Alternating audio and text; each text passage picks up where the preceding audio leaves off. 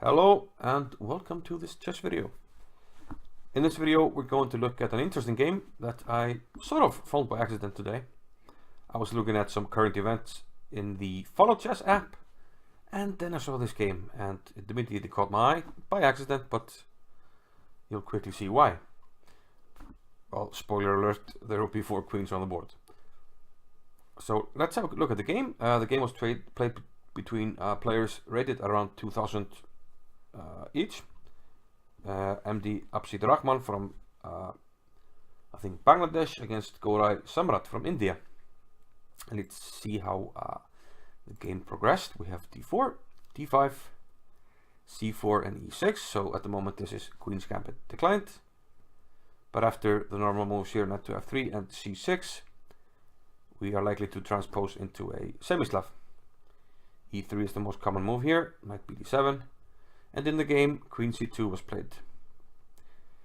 Just to show you what can happen quite often in these lines, after bishop b3, which was not played, one line goes like this: d takes e4, bishop takes, b5, bishop goes back, a6, e4, and now both sides start to march with their pawns. B takes e3, winning a piece, winning it back, taking on b2, and taking on g7. And now both sides queen. So already on move 13 we have 4 queens on the board, and in this way or similar ways this position has been reached a number of times, and a similar thing will happen in the game, but through a different move order. Let's go back to the game. Queen c2 was played, the most common move, and now black took on c4. Now normally you wait for this bishop here on f1 to develop before you take on c4, because otherwise it takes directly and you save a tempo. So like bishop e2, then you take. But black took immediately, which is not considered the best. Bishop takes e4, b5, bishop went back to d3, a6. This is played to fortify b5 before you play c5. Castles, bishop to b7, a4 by white. And now, according to my database, queen to b6 was the first new move of the game. And now, just like in the other game, they started to march their e and b pawns, and with the same result. So black attacks a piece, but white flicks in this move: a5, queen back to c7, and now e5. So now each side wins a piece, each side takes a pawn, and both sides promote. So 4 queens. But the difference, didn't mean to do that. Difference here is that black wins pawn immediately. However, that's the end of the good news. Black is up a pawn, but he does have a very crippled pawn structure, isolated pawns all over the place, and a lot of weak black squares. And he's gonna have a harder time to find shelter for his king. Meanwhile, white's king is well sheltered on g1. White played bishop h6. Not the best move, but quite an okay move, wanting to exchange the dark squared bishops, which sort of accentuates the weaknesses of all these black squares here, like here, etc. and diagonals. Queen came back to g7. This queen swung over to h5. But now we see the difference in king safety. Rook a1. This king is sitting pretty, but now white starts to attack the weaknesses, attacking the pawn on a6. Black elects to push it forward. It is, after all, protected by 2 queens. It's not often that you have this much protection for 1 pawn, but in this case we do. And now white plays queen g3.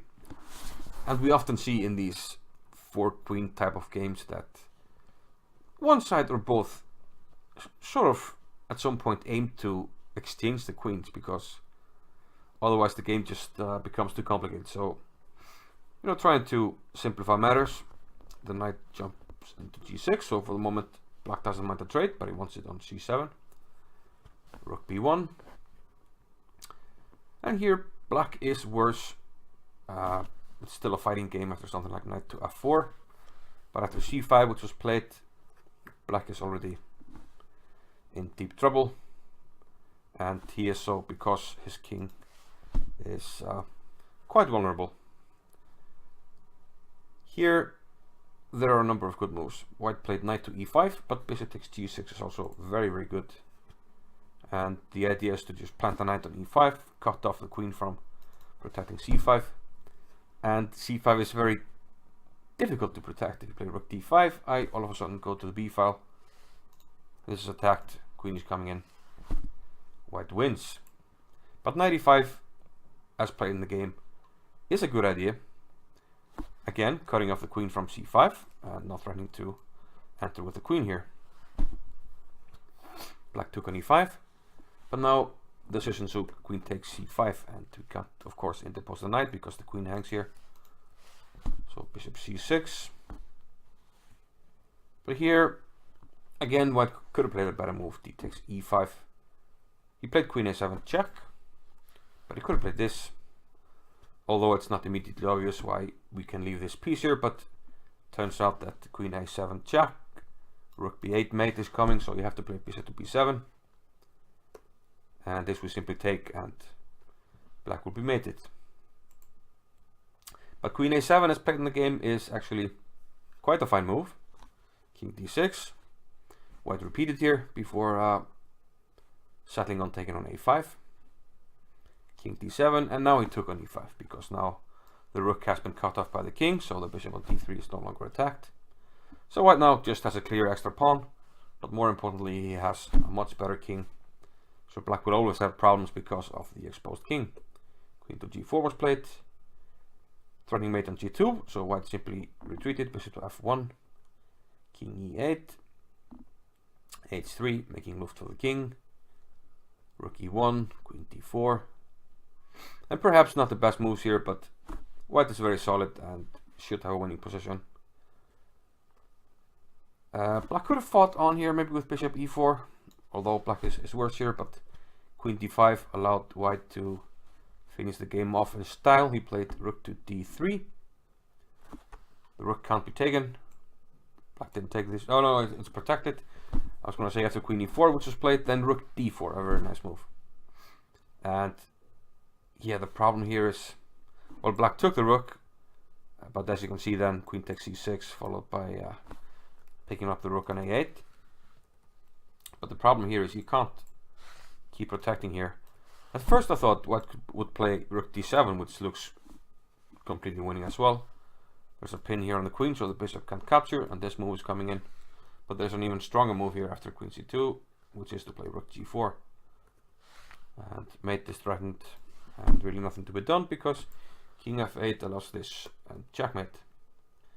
So going back to the game, rook d4, a very nice move.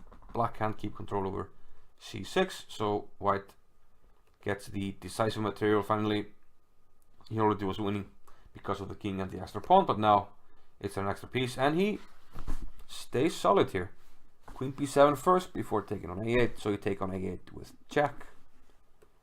And here a very human-like simplification, queen back to f3, allowing black to take on e5, and then queen g3, trading the queens.